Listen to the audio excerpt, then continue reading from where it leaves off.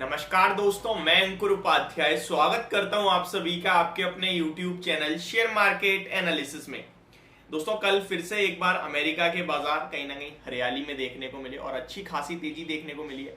Dow Jones more than 1% की तेजी के साथ क्लोजिंग देता हुआ दिखाया। अराउंड 415 पॉइंट्स की एक शानदार तेजी दी।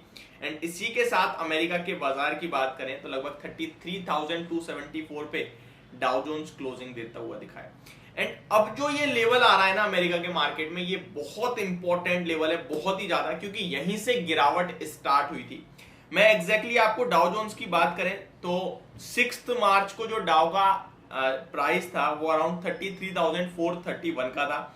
एंड वहां से आपने 6 मार्च से वन साइडेड क्रैश देखा मार्केट और अराउंड 31,800 तक गया। 33,400 से 31,800 तक की वन साइडेड रैली थी ये 6 मार्च से 13 मार्च के बीच में। उसके बाद काफी वॉलेटिलिटी दिखाता है एंड फिर at the end up move देता है और काफी शानदार अप मूव आया है।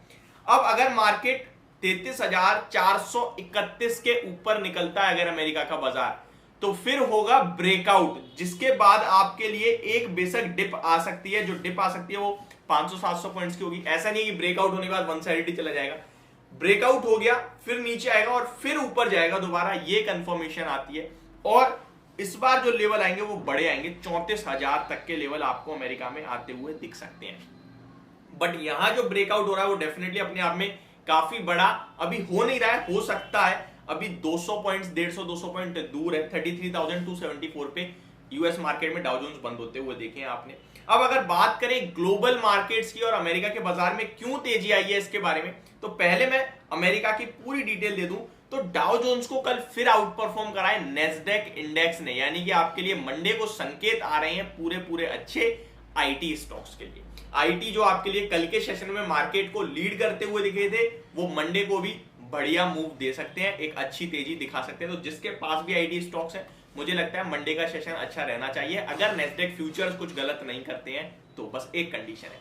सेकेंड थिंग, अगर ग्लोबल ब्रॉडर बेस मार्केट देखें तो रसल 2000 2% ऊपर था, S&P 500 1.5%, NASDAQ index 0.2% and Dow Jones 1.26% की तेजी में था। यानी कि ब्रॉडर बेस मार्केट में तेजी थी। अगर विक्स देखें अगर यूएस का, तो लगभग 1.5% घटा है। दैट मींस फियर और ज्यादा दूर हो रहा है। अब फियर ऑलमोस्ट है ही नहीं, 18 के लेवल्स पे आ गया है, तो ये काफी अच्छा दिख रहा है। अब बात करें अगर ग्लोबल मार्केट्स की, तो यूरोप के बाजारों में भी आपने तेजी देखी, चाहे फिटसी हो, डेक्स हो या कैको, बट उतनी कोई खास तेजी नहीं थी। 1% से नीचे नीचे की तेजी थी। अगर एशिया पैसिफिक बात करें तो निकाई में अच्छा मूव था, संघाई सही था, ज्यादा कुछ खास नहीं।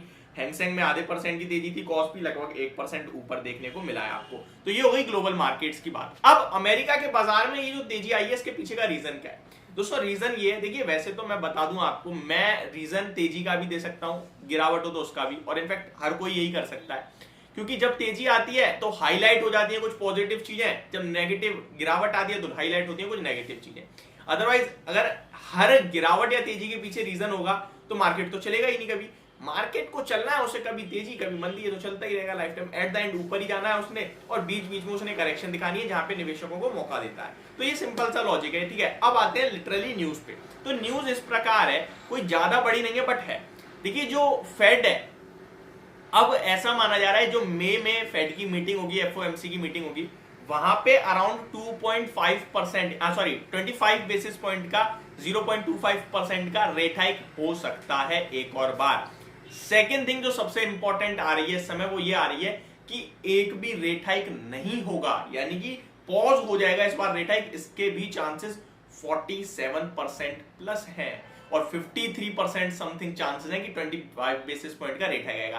तो एक तो ये है कि 25 बेसिस पॉइंट का रेट हाइक की उम्मीद कर रहा है बाजार। दूसरा ये कि जो पॉज होने की उम्मीद है वो भी 50-50 होने वाला है ऑलमोस्ट, ठीक है, 47% पे खड़ा है। थर्ड थिंग जो अमेरिका के बाजार में अच्छा हुआ वो ये कि ट्रेजरी बॉन्ड यील्ड घटते हुए दिखी है, जो कि संकेत होता है रेट कट का। तो ये मार्केट को बहुत पॉजिटिव लगा, जिसकी वजह से अमेरिका के मार्केट्स भागते हुए दिखे आपको। अब मैं आपको अगर SGX निफ्टी का अपडेट दूं तो वो भी बहुत ही ज्यादा शानदार है। 17,480 और 17,350-60 पे हम बंद हुए, यानी कि ऑलमोस्ट यहां से 130 पॉइंट ऊपर दिख रहा है। अब ऐसे में आपको क्या करना चाहिए, देखिए मेरा व्यू अभी भी वही है, जब तक 17,800 ऊपर में नहीं ब्रेक होगा, 17,850 इनफैक्ट, तब तक मेरे को अभी यही लग रहा है कि ये बाउंस बैक है। जब 850 ब्रेक होगा तो मैं कंफर्टेबली ये कह सकता हूं भाई हाँ अब रिवर्सल आ गया। लिटरली जो बॉटम बना वो बॉटम हो गया, जो लो लगा वो बॉटम हो गया और अब रिवर्सल आ गया है। तो एक बार मैं तो वेट करूंगा 17,850 के ब्रेक होने का। अब ये 17,850 का लेवल कहां से लेके आया हूं मैं, ये लेके आया हूं, अगर आप चार्ट खोलेंगे 6 महीने का निफ्टी का तो आपको दिखेगा वहां पे एक लोअर लोस का फॉर्मेशन निफ्टी में, और जब भी लोअर लो बनाता है उसके बाद आती है एक रिकवरी, और रिकवरी में कभी भी प्रीवियस हाई को ब्रेक नहीं करता। इस फॉर्मेशन को आपने काफी बार सुना होगा, lower lows and higher lows का चार्ट पे फॉर्मेशन हो रहा है, ये वही है। आप एक बार जरूर खोल के देखना, आपको ज्यादा डीपली समझ में आएगा। तो जब 850 ब्रेक होगा तो प्रीवियस हाई है 17,800 का, दैट मींस हम कंफर्टेबली कह सकते हैं रिवर्सल आ चुका है, फिर पोजीशन मुझे ज्यादा अच्छे से बनाने का मौका मिलेगा। बाकी आपके लिए जो 5 स्टॉक्स की रिकमेंडेशन है हमारी तरफ से हमारी एप्लीकेशन पे इस अप्रैल सीरीज के लिए, वो मैं आज कोशिश करूंगा अपलोड कर दूं, और फ्री ऑफ कॉस्ट है, कोई पेमेंट नहीं करनी है आपने। ये जो 5 स्टॉक्स की रिकमेंडेशन है वो आप लोग परचेस करते हो उसका कोई मतलब नहीं है, वो आप फंडामेंटल्स ऑफ इक्विटी मार्केट में जाओगे तो उसमें इंक्लूड मिलेगी, प्लस आपको 5 वीडियो एक्स्ट्रा और मिलेंगी, वहां जाके देखिए। और जो अब मैं अप्रैल सीरीज के लिए अपलोड करूंगा वो बिल्कुल फ्री ऑफ कॉस्ट होगी, कहां पे मिलेगी उसका मैं वीडियो में आपको लिंक दे दूंगा। तो ये मेरी तरफ से एक अपडेट थी। Thank you so much for watching this video, have a great day guys.